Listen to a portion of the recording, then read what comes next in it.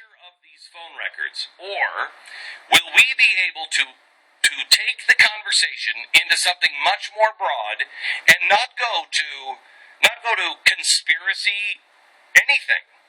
Because all of the facts are there. In fact, if I may quote CNN itself, CNN had, during the bombing of Boston, they had the phone conversations. They wondered what the phone conversations were between the bomber and his, Muslim widow, and they wanted to know, what happened.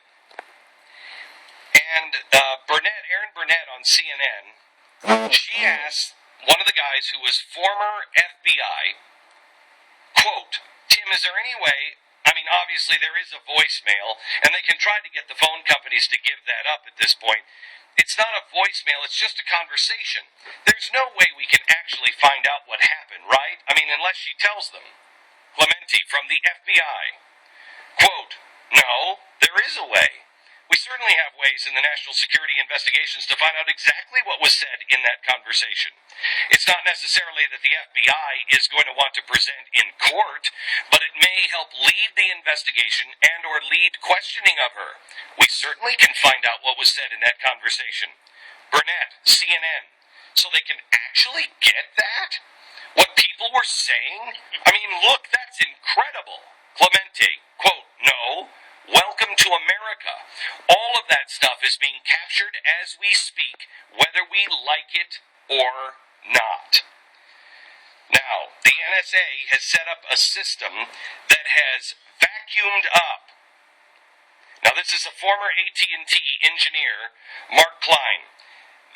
The NSA has set up a system that has vacuumed up the internet and all the phone call data from ordinary Americans with the cooperation of AT&T.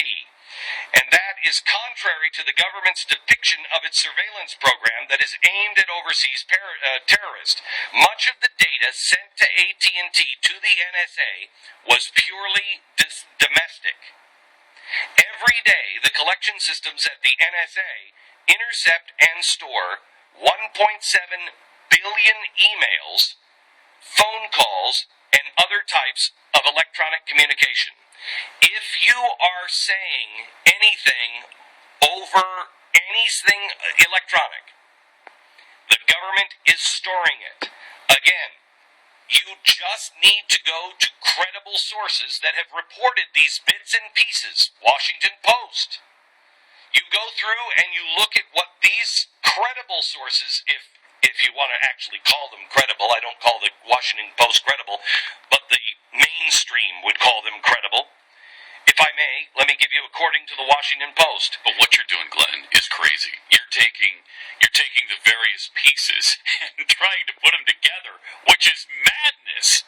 Why would you take the various pieces and put it all together and form a picture? I know. Conspiracy stuff. Right. According to the Washington Post, many Americans may not realize this, but nothing that you do on your cell phone or the internet will ever be private again. Washington Post.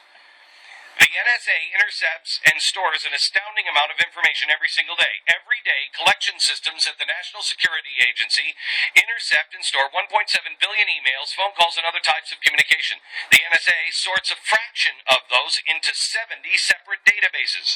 In fact, the National Security Agency whistleblower, William Binney, claims the NSA has collected 20 trillion transactions about U.S. citizens with other U.S. citizens. Weren't we told in the beginning that was only going to be for overseas calls? Absolutely. To suspected terrorists and suspected terrorist nations. They can now not only log, but they can cross-reference the information, and they have the ability to monitor your life in real-time data flows.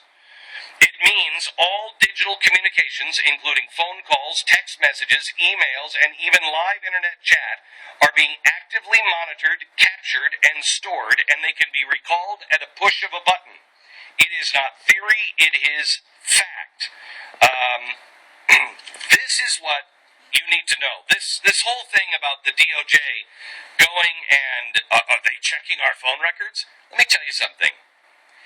anytime they want to find out anything about anybody, I was just telling Pat, without obviously giving you any details, we are living in All the President's Men. Right now, my company is living in All the President's Men. And more companies would be living in All the President's Men if they didn't dismiss. I mean, right now, I wrote another tweet this morning to the AP. AP, you should be ashamed of yourself. All of a sudden, you care. We have people, we have several sources that we have to meet with